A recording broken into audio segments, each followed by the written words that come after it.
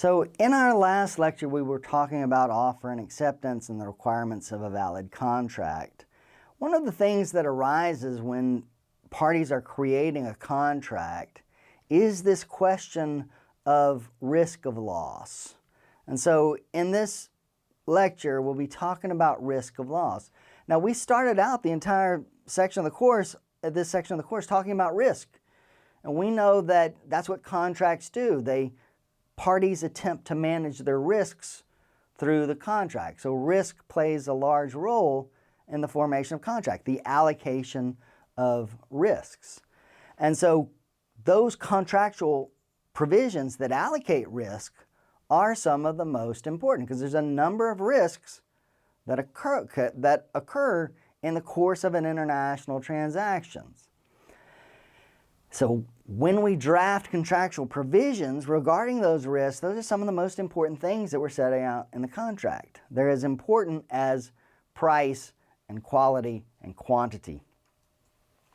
Now, courts and arbitration panels, arbitrators, will carefully consider the risk of loss provisions, and again, what the parties agree to in the contract is going to be enforced. So this idea of risk of loss is something that you have to take into account before you ever draft the contract. It's important to think about risk of loss when you are forming the contract. So in this lecture, we're going to look at the relevant provisions of the CISG regarding risk of loss and how do we cover those? How do we protect ourselves against the risk of loss, the goods being damaged during transit primarily. We know that allocation of risk is an important part of the contracting process. And the question that always arises, if there is some damage to the goods in transit, is when did the risk of loss pass from the seller to the buyer? And this question of when does risk pass is a central issue in contracts, especially contracts for the international sale of goods. Because if the risk of loss passes when I place the goods on my warehouse loading dock, and then I'm done with it. I'm entitled to be paid because I have shipped the goods. The risk of loss, the risk that something will happen to those goods in transit will pass to the buyer. At the same time, the buyer may want to ensure that the risk of loss doesn't pass until it actually receives the goods at its place of business. And there's a whole lot of places in between those two, my factory warehouse and the buyer's place of business. And at some point, the risk of loss will pass between the parties.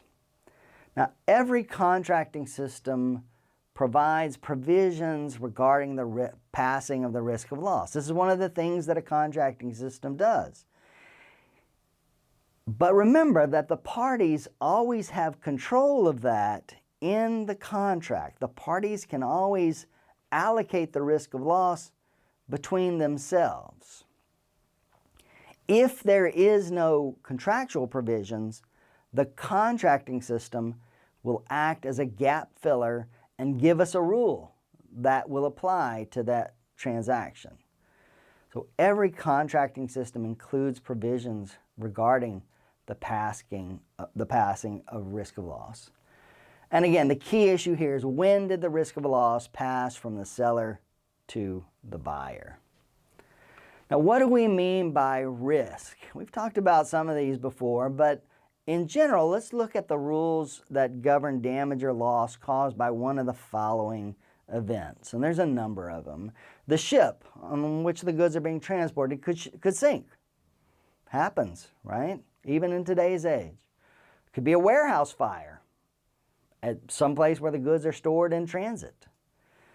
There could be a third-party damage. Maybe the company that's loading the goods, taking the goods off the dock and loading them onto the ship causes damage to those goods. Well, that's a third party. That's not a buyer or a seller. We got to cover that in our contract. Theft, obviously.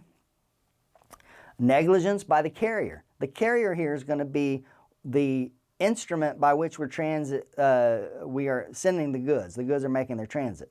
So the shipping company. What happens if the shipping company allows moisture into the cargo hold and our goods are damaged in transit? Again, buyer didn't do it, seller didn't do it. How are we going to address the risk of loss of that eventuality? Improper stowage, things are stored badly, there's breakage or spillage. The goods could deteriorate in transit. You know, the goods, especially if it's something like fresh fruit. Fresh fruit has a time limit, and therefore if the fruit goes bad during the transit from weather-related issues or mechanical-related issues, you have to say, who bears the risk of loss of that happening? Moisture, I've already alluded to. A delay in arrival for whatever reason. You know, if you've got to sell the goods and you don't have the goods, that means you can't make any money. In general, when we talk about risk of loss, we're talking about those risks that can be insured against. Important to the idea of risk of loss is the idea of insurance. The party that bears the risk of loss will generally insure those goods. And all of these issues that we've discussed all relate to can all be insured against. We can buy insurance that would cover all of those eventualities. So when we mention risk of loss, we're really talking about those types of risks that can be insured against. As I mentioned, the parties can always decide between themselves. They can always control for the risk of loss. The contract itself can set out the exact time that risk passes, whether it is at my warehouse or whether it is at the buyer's place of business.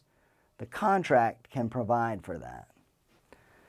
The contract can address which types of risk are contemplated. What types of risk are we talking about? We can set those out in the contract. The provisions of the contract are going to supersede any rules that are provided by the contracting system. So in the second half of this lecture, we're going to look at the rules given to us by the contracting system, the rules that will apply if the parties haven't reached an agreement, but understand that the parties' agreement will always supersede those rules of the contracting system. If the parties do not provide in their contract for risk of loss, then the contracting system, the terms included in the contracting system, will govern the risk of loss.